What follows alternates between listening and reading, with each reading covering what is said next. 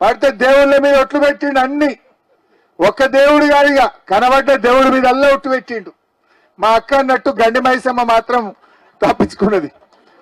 ఆ గండి మైసమ్మ అనుకున్నట్టుంది ఈయన వచ్చి నా మీద ఒట్టు పెట్టడేమో అనుకున్నట్టుంది. ఈ దేవుళ్ళనే మోసం చేసిన రేవంత్ రెడ్డి ప్రజల్ని మోసం చేయడా? ఏం చెప్పిండు? 15 ఆగస్టు కల్లా ప్రతి ఒక్కరికి రుణమాఫీ చేస్తా అని రాముల వారి మీద ఒట్టు పెట్టిండు, జహంగీర్ పీర్ దర్గా మీద ఒట్టు పెట్టిండు, చర్చి మీద ఒట్టు పెట్టిండు, మరి అలా శివుని మీద ఒట్టు పెట్టిండు, యాదాద్రి లక్ష్మీ నరసింహస్వామి మీద ఒట్టు పెట్టిండు. కానీ ఇవాళ రుణమాఫీ అయిందా? ఇవాళ సగం మందికి కూడా ఇవాళ రాష్ట్రంలో రుణమాఫీ కాలే. ముఖ్యమంత్రి కదా ఆయన మాట నమ్మిండ్రు.